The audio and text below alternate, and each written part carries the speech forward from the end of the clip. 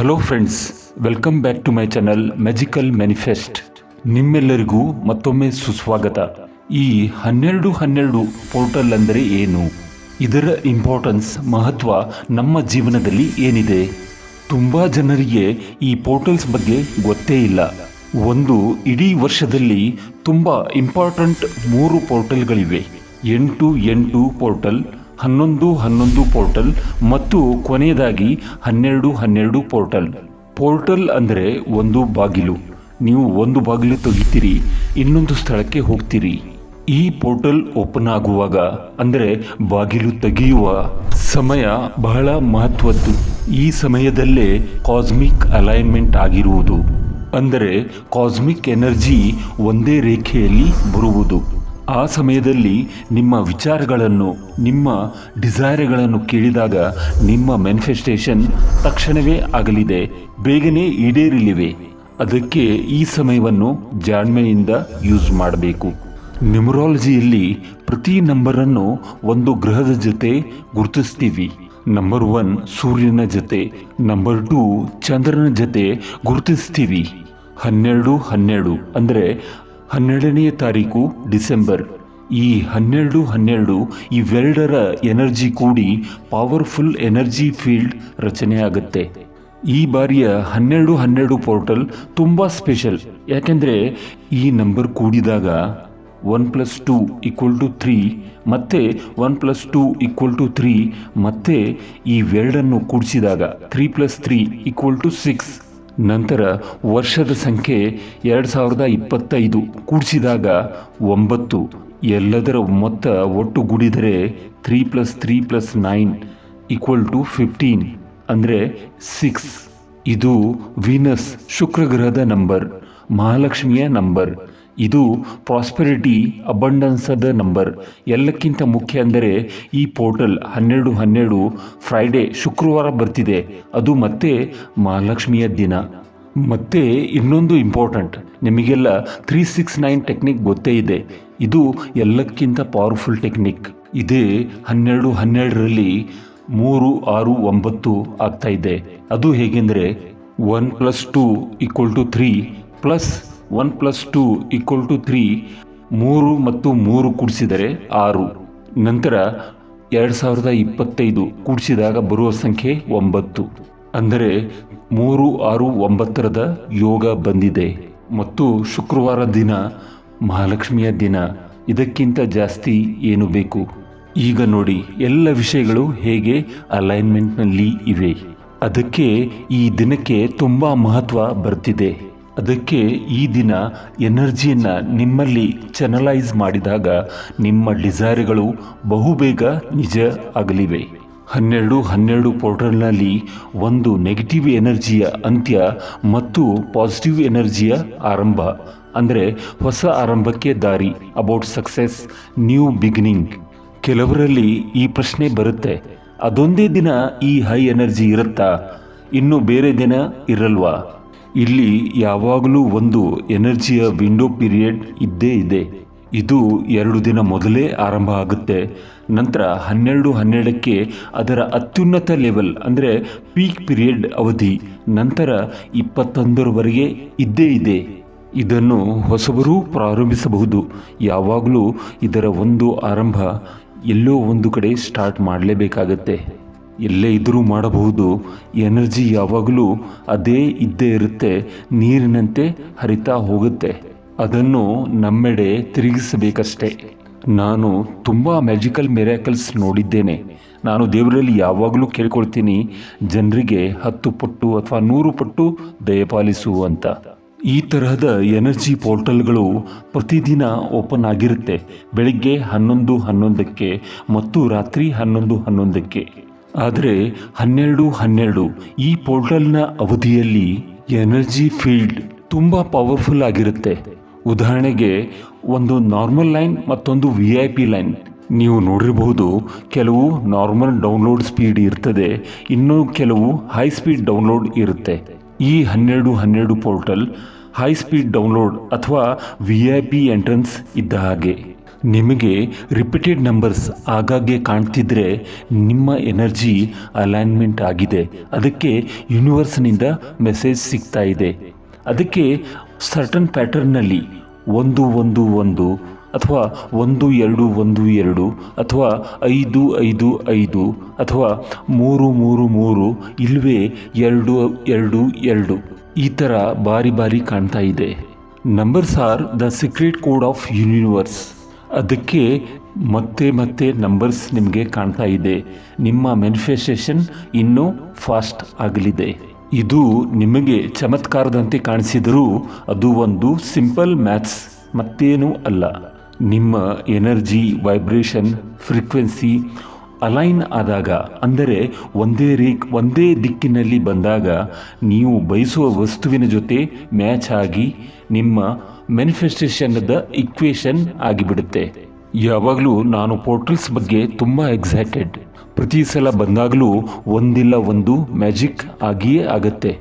ಈ ಸಮಯದಲ್ಲಿ ನಾವು ಮಾಡುವ ಕೆಲ ಕ್ರಮಗಳನ್ನು ನೋಡೋಣ.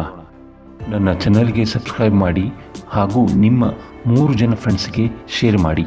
ಅವರಿಗೆ ಈ ಹೀಲಿಂಗ್ ಅವಶ್ಯಕತೆ ಇರಬಹುದು ಮತ್ತು ನಾನು 1 ಲಕ್ಷ ಜನತೆಗೆ ಸಹಾಯ ಮಾಡುವ ನನ್ನ ಗುರಿ ತಲುಪಲು ಸಹಾಯ ಆಗುತ್ತೆ. Thank you. 12 ಪೋರ್ಟಲ್ನಲ್ಲಿ ಮಾಡುವ ಟೆಕ್ನಿಕ್ಕನ್ನು 4 ಸ್ಟೆಪ್ಗಳಲ್ಲಿ ನೋಡೋಣ. ಮೊದಲನೆಯದಾಗಿ letting go of karmic dates. ಇದನ್ನು 12 ಇದನ್ನು ಡಿಸೆಂಬರ್ 12ರ ಮೊದಲು, ಅಂದರೆ 10ನೇ ತಾರೀಕು, 11ನೇ ತಾರೀಕು ಅಥವಾ 12ನೇ ತಾರೀಕಿನ ಬೆಳಗ್ಗಿನ 12 ಗಂಟೆ 12 ನಿಮಿಷದ ಮೊದಲು ಒಂದು ಅರ್ಧ ಗಂಟೆಯ ಮುಂಚೆ ಮಾಡಬಹುದು. ಒಂದು ಶಾಂತವಾದ ಜಾಗೆಯಲ್ಲಿ ಕುಳಿತು ಒಂದು ಡೈರಿ, ಒಂದು ಪೇಪರ್ ತೆಗೆದುಕೊಳ್ಳಿ. ಈಗ ಆ ಪೇಪರ್ನಲ್ಲಿ ಒಂದು ಲಿಸ್ಟ್ ಮಾಡುವುದಿದೆ. ಯಾವುದರ ಲಿಸ್ಟ್ ಪಟ್ಟಿ ಮಾಡುವುದೆಂದರೆ, ನಿಮಗೆ ಬೇಡವಾದ ವಿಷಯ, ನೆಗೆಟಿವ್ ಫ್ರೆಂಡ್ಸ್, ಜನ, ಸಂಗತಿ, ಇವುಗಳ ಒಂದು ಲಿಸ್ಟ್ ಮಾಡುವುದು ಇದೆ. ಕೆಲವೊಂದು ಇನ್ಕಂಪ್ಲೀಟ್ ವರ್ಕ್ ಅಥವಾ ಇನ್ಕಂಪ್ಲೀಟ್ ವಿಶಸ್ ಎಂಥವು ಅಂದರೆ ನಿಮ್ಮ ಮುಂದಿನ ವರ್ಷದ ಪ್ರಯಾಣಕ್ಕೆ ಅವು ಬೇಡವಾದದ್ದು. ಅಂತಹವುಗಳನ್ನು ಒಂದು ಸಲ ರಿವ್ಯೂ ಮಾಡಿ ಅವುಗಳು ಬೇಕಾ ಅಥವಾ ಬೇಡವಾ ಅಂತ ನಿರ್ಧಾರ ಮಾಡಿ. ಇವುಗಳನ್ನೆಲ್ಲ ಒಂದು ಪೇಪರ್ನಲ್ಲಿ ಬರೆದು ತೆಗೆಯಿರಿ. ನಿಮಗೆ ಬೇಡವಾದ ನೆಗೆಟಿವ್ ಥಾಟ್, ಟಾಕ್ಸಿಕ್ ಫ್ರೆಂಡ್ಸ್, ಅವರ ಹೆಸರು ಎಲ್ಲವನ್ನು ಇದರಲ್ಲೇ ಬರೆಯಿರಿ. ನಂತರ ಆ ಪೇಜ್ನ ಕೊನೆಯಲ್ಲಿ ಹೀಗೆ ಬರೆಯಿರಿ: ಡಿಯರ್ ಯೂನಿವರ್ಸ್, ಈ ಎಲ್ಲ ನೆಗೆಟಿವ್ ಎನರ್ಜಿಗಳನ್ನು ನನ್ನಿಂದ ಬಿಡುಗಡೆ ಮಾಡುತ್ತಿದ್ದೇನೆ. ನನ್ನ ಮನಸ್ಸು, ದೇಹ ಮತ್ತು ಆತ್ಮದಿಂದ ಇವುಗಳನ್ನು ಹೊರಗೆ ಕಳಿಸುತ್ತಿದ್ದೇನೆ. ಇವುಗಳ ಅವಶ್ಯಕತೆ ನನಗೆ ಇನ್ನು ಮುಂದೆ ಇಲ್ಲ. ನಂತರ ಒಂದು ದೀರ್ಘ ಶ್ವಾಸ ತೆಗೆದುಕೊಂಡು ನಿಶ್ವಾಸ ಅಂದರೆ ಎಕ್ಸೇಲ್ ಮಾಡಿ ಆ ಪೇಪರನ್ನು ಸುರಕ್ಷಿತವಾಗಿ ಸುಟ್ಟು ಹಾಕಬಹುದು, ಇಲ್ಲವೇ ಕತ್ತರಿಯಿಂದ ಚಿಕ್ಕ ಚಿಕ್ಕ ತುಂಡುಗಳನ್ನು ಮಾಡಿ ಡಸ್ಟ್ಬಿನ್ನಲ್ಲಿ ಹಾಕಿ. ಈಗ ನೀವು ವರ್ಷದಿಂದ ಹೊತ್ತುಕೊಂಡು ಹೋಗ್ತಿರೋ ಆ ಎಕ್ಸ್ಟ್ರಾ ಎಮೋಷ್ನಲ್ ಬ್ಯಾಗೇಜನ್ನು ಕಿತ್ತು ಬಿಸಾಕಿದಿರಿ. ಅದೆಲ್ಲ ನಿಮ್ಮ ಎನರ್ಜಿ ಫೀಲ್ಡ್ನಲ್ಲಿಯೇ ಇತ್ತು, ನಿಮ್ಮ DNA ಇತ್ತು. ಅದು ನಿಮಗೆ ರೋಡ್ ಬ್ಲಾಕ್ ಮಾಡ್ತಾ ಇದೆ. ಅದನ್ನೆಲ್ಲ ರಿಲೀಸ್ ಮಾಡಿ ಬಿಡುಗಡೆಗೊಳಿಸಿ. ಕೆಲವು ಜನರಿಗೆ ಏನನ್ನು ಬಿಟ್ಟು ಬಿಡುವುದು ಅಂದರೆ ಲೆಟಿಂಗ್ ಗೋ ಮಾಡುವುದು ಗೊತ್ತೇ ಆಗಲ್ಲ. ಆಗ ಹೇಗೆ? ಇಂಥ ಸಂದರ್ಭದಲ್ಲಿ ಆ ಪೇಪರ್ನಲ್ಲಿ ಹೀಗೆ ಬರೆಯುವುದು ಉತ್ತಮ: ನನಗೆ ಗೊತ್ತಿರದ ಕೆಲವೊಂದು ನೆಗೆಟಿವ್ ವಿಷಯಗಳಿದ್ದರೆ, ಅವು ನನಗೆ ಗೊತ್ತಿಲ್ಲದೆ ಅವುಗಳಿಗೆ ಅಂಟಿಕೊಂಡಿದ್ದರೆ, ಅವುಗಳನ್ನು ಸಹ ಈಗ ನಾನು ಬಿಡುಗಡೆ ಮಾಡುತ್ತಿದ್ದೇನೆ. ಉದಾಹರಣೆಗೆ, ಕೆಲವೊಂದು ವಿಷಯಗಳು ನಮಗೆ ಅಂಟಿಕೊಂಡೇ ಇರುತ್ತವೆ.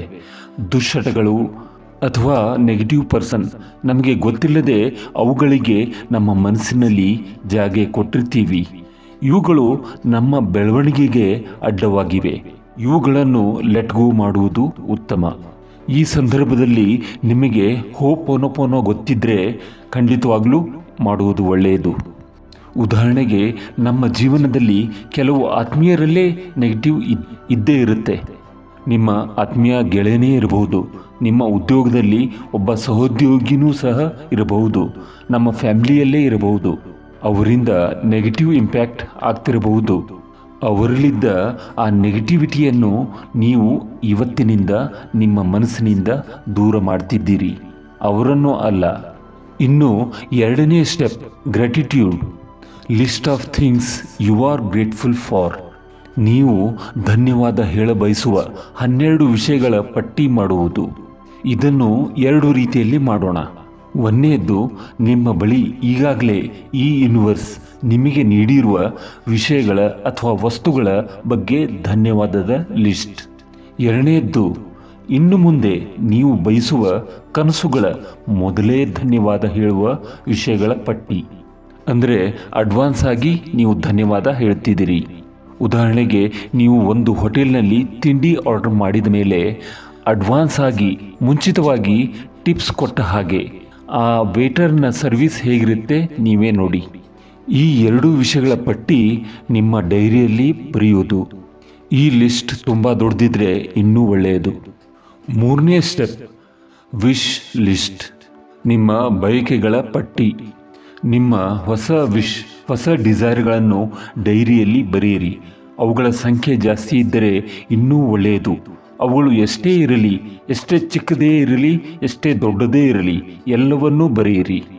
ಮುಂದೆ ಬರುವ ದಿನಗಳಲ್ಲಿ ಒಂದೊಂದು ಕನಸು ಈಡೇರಿದಾಗ ಟಿಕ್ ಮಾಡ್ತಾ ಹೋಗಿ. ನಿಮಗೆ ಇನ್ನಷ್ಟು ಉತ್ಸಾಹ ಬರುವುದು. ಕೆಲವರು ಹೇಳ್ತಾರೆ, ನನಗೆ ಬಹಳ ಆಸೆಗಳಿಲ್ಲ, ಇದು ಒಂದಾದರೆ ಸಾಕು. ಆದರೆ ಇಂಥವರಲ್ಲೇ ಮ್ಯಾನಿಫೆಸ್ಟೇಷನ್ ತುಂಬ ಕಷ್ಟದಿಂದ ಕೂಡಿರುತ್ತೆ. ಉದಾಹರಣೆಗೆ, ನೀವು ಒಂದೇ ವಿಶ್ ಬರೆದಾಗ ಏನಾಗತ್ತೆ ನೋಡೋಣ. ಉದಾಹರಣೆಗೆ, ನಿಮ್ಮ ಕನಸು 10 ಕೋಟಿ ಸಂಪಾದಿಸುವುದು ಇರಬಹುದು. ಮೊದಲು 1 ಲಕ್ಷ ಗಳಿಸಿದಾಗ ಎಷ್ಟೊಂದು ಎಕ್ಸೈಟ್ಮೆಂಟ್ ಬರಲಿಕ್ಕಿಲ್ಲ. ಯಾಕಂದರೆ 10 ಕೋಟಿಯ ಗುರಿ ಇನ್ನೂ ತುಂಬ ದೂರ ಇದೆ ಅಂತ ಅನಿಸಬಹುದು. ನಿಮಗೆ ನಿಜವಾಗಲೂ ಅವಶ್ಯವಾಗಿದ್ದುದನ್ನು ಬರೆಯಿರಿ. ಬೇರೆಯವರ ಕನಸು ನೋಡಿ ಕಾಪಿ ಮಾಡಿ ಬರೆಯಬೇಡಿ, ಅಥವಾ ಬರೀಬೇಕು ಅಂತ ಬರೆಯುವುದು ಬೇಡ. ಇನ್ನು 4ನೆಯ ಸ್ಟೆಪ್, ಪೀರಿಯಡ್. ಅಂದರೆ ಇದನ್ನು ಎಲ್ಲಿವರೆಗೆ ಮಾಡುವುದು. ಇದನ್ನು 21 ದಿನದವರೆಗೆ ಕಂಟಿನ್ಯೂಸ್ಲಿ ನಿರಂತರವಾಗಿ ಪ್ರಾಕ್ಟೀಸ್ ಮಾಡುವುದು. ಪ್ರಾಕ್ಟೀಸ್ ಅಂದರೆ ದಿನಕ್ಕೆ 1 ಸಲವಾದರೂ ಬೆಳಿಗ್ಗೆ 11:11ಕ್ಕೆ ಅಥವಾ ರಾತ್ರಿ ಮಲಗುವಾಗ 11:11ಕ್ಕೆ ಶಾಂತವಾಗಿದ್ದು ಓದುವುದು ಮತ್ತು 1 ನಿಮಿಷ ವಿಜುವಲೈಸೇಷನ್ ಮಾಡುವುದು. ಆದರೆ ತುಂಬ ಜನ 1-2 ದಿನ ಪ್ರಾಕ್ಟೀಸ್ ಮಾಡಿ ಕೈ ಚೆಲ್ಲಿಬಿಡ್ತಾರೆ. ನಿರಂತರ ಪ್ರಾಕ್ಟೀಸ್ನಲ್ಲೇ ನಿಮ್ಮ ಆಸೆಗಳು 2026ರಲ್ಲಿ ಕೈಗೂಡಲಿವೆ. ನಿಮ್ಮ ಎಕ್ಸೈಟ್ಮೆಂಟ್ ಹೇಗಿರಬೇಕೆಂದರೆ, ಉದಾಹರಣೆಗೆ, ನಿಮ್ಮ ಚಿಕ್ಕ ಮಕ್ಕಳಿಗೆ ಆನ್ಲೈನ್ನಲ್ಲಿ ಪಿಜ್ಜಾ ಅಥವಾ ಆಟಿಕೆ ಸಾಮಾನು ಆರ್ಡರ್ ಮಾಡಿದಾಗ ಪಿಜ್ಜಾ ಬರುವವರೆಗೆ ಹೇಗೆ ಅವರು ಖುಷಿಯಿಂದ ಇರ್ತಾರೆ ನೋಡಿದಿರಾ? ಅದೇ ಖುಷಿ ನಿಮ್ಮಲ್ಲಿಯೂ ಇರಲಿ. ಮಕ್ಕಳು ಕೇಳಿದರೆ ಎಲ್ಲರೂ ಕೇಳಿದ್ದಕ್ಕಿಂತ ಒಂಚೂರು ಜಾಸ್ತಿಯನ್ನೇ ಕೊಡ್ತಾರೆ. ಏಕೆಂದರೆ ಎಲ್ಲರೂ ಅವರ ಖುಷಿಯನ್ನು ನೋಡಲು ಬಯಸುತ್ತಾರೆ. ಅದೇ ರೀತಿ ನಾವು ಸಹ ಯೂನಿವರ್ಸ್, ಆ ದೇವರ ಮಕ್ಕಳೇ. ನಮ್ಮಲ್ಲಿಯೂ ಆ ಖುಷಿ ಆ ದೇವರು ನೋಡಬಯಸ್ತಾನೆ. ನೀವು ಕೇಳಿದ್ದಕ್ಕಿಂತ ಜಾಸ್ತಿಯೇ ಯಾವಾಗಲೂ ಸಿಗುತ್ತೆ. ಇದರಲ್ಲಿ ಯಾವ ಅನುಮಾನಗಳೂ ಬೇಡ. ಪ್ರತಿಯೊಂದು ನಂಬರ್ನಲ್ಲಿ ಎನರ್ಜಿ ವೈಬ್ರೇಷನ್ಗಳಿವೆ. ನೀವು ರಿಪೀಟೆಡ್ ನಂಬರ್ಸ್ ನೋಡಿದಾಗ, ಅಂದರೆ 222, 333, 555 ಈ ಥರದ್ದು ನೋಡಿದಾಗ ಆ ಎನರ್ಜಿಯನ್ನು ನೋಡ್ತೀರಿ. ನೋಡಿದಾಗ ಆ ಎನರ್ಜಿ ಅಲೈನ್ಮೆಂಟ್ ನಿಮ್ಮಲ್ಲಿ ಆಗ್ತಿದೆ. ಅಂದರೆ ನಿಮ್ಮ ಫೀಲಿಂಗ್ಸ್, ಥಾಟ್ಸ್, ಬಿಲೀಫ್, ಆ್ಯಕ್ಷನ್ ಒಂದೇ ದಿಕ್ಕಿನಲ್ಲಿ ಸಾಗ್ತಿವೆ ಅಂತ ಅರ್ಥ. ಈ ಅಲೈನ್ಮೆಂಟ್ಗೆ ಒಂದು ಉದಾಹರಣೆ ಹೇಳಬೇಕು. ಒಂದು ಕಾರಿಗೆ 4 ಚಕ್ರಗಳಿವೆ. 2 ಚಕ್ರಗಳು ಮುಂದೆ ಹೋಗ್ತಿವೆ, 2 ಚಕ್ರಗಳು ಹಿಂದಕ್ಕೆ ಹೋಗ್ತಿವೆ. ಆ ಕಾರು ಎಲ್ಲಿಗೆ ಹೋಗುವುದು ನೀವೇ ಊಹೆ ಮಾಡಿ. ನಿಮ್ಮ ಲೈಫ್ ಇದೇ ತರಹ. ನಮ್ಮ ವಿಚಾರಗಳು ಒಂದು ಕಡೆ ಹೋಗ್ತಿವೆ, ನಮ್ಮ ಕ್ರಿಯೆಗಳು ಇನ್ನೊಂದೆಡೆಗೆ. ಕಾರನ್ನು ಹೇಗೆ ಕಾರ್ ಸರ್ವಿಸ್ಗೆ ಕೊಟ್ಟಾಗ ವೀಲ್ ಅಲೈನ್ಮೆಂಟ್ ಮಾಡ್ತೀವಿ, ಅದೇ ರೀತಿ ನಮ್ಮ ಆಲೋಚನೆ, ಕ್ರಿಯೆಗಳು ಅಲೈನ್ಮೆಂಟ್ ಮಾಡಲು ಇದು ಒಳ್ಳೆಯ ಸಮಯ. ಈ ಅಲೈನ್ಮೆಂಟ್ ಪ್ರಾಕ್ಟೀಸ್ನಿಂದ ಬರಲಿದೆ. ಯಾರು ರೆಡಿ ಇದ್ದಾರೋ, ಅಂದರೆ ಸಿದ್ಧವಾಗಿದ್ದಾರೋ, ಅವರು ಈಜಿಲಿ ಮಾಡ್ತಾರೆ. ಕೆಲವರಿಗೆ ಆಗದೇ ಇರಬಹುದು, ಯಾಕೆಂದರೆ ಅವರು ಜೀವನದ ಪಾಠಗಳನ್ನು ಕಲಿತು ಆಮೇಲೆ ಬರಬೇಕಾಗಿದೆ. ನಂತರ ಅವರೂ ಸಹ ಜೀವನದಲ್ಲಿ ಮ್ಯಾಜಿಕ್ ನೋಡ್ತಾರೆ. ನಿಮಗೆ ಒಂದು ಇಂಪಾರ್ಟೆಂಟ್ ಬೋನಸ್ ಕೊಡ್ತಾ ಇದ್ದೇನೆ. ಅಂದರೆ ಒಂದು ಜಾದೂ ಮಂತ್ರ ನಿಮಗೆ ಫ್ರೀಯಾಗಿ ಹೇಳ್ತಾ ಇದ್ದೀನಿ. ದಿನದಲ್ಲಿ 1 ಬಾರಿಯಾದರೂ ಹೇಳಿ. ನಿಮಗೆ ಎಷ್ಟೇ ವಯಸ್ಸು ಆಗಿರಲಿ, ತಪ್ಪದೇ ಹೇಳಿ. ಇದೇ ಆ ಮಂತ್ರ. I am lucky, I am blessed. ನನ್ನ ಎಲ್ಲ ಕೆಲಸಗಳು ತುಂಬ ಈಜಿಲಿ ಆಗುತ್ತವೆ. I am happy, I am loved one, I spread love happiness to all. ಈ ವಿಡಿಯೋವನ್ನು ತಪ್ಪದೆ ನಿಮ್ಮ ಪರಿಚಯದವರಿಗೆ ಶೇರ್ ಮಾಡಿ.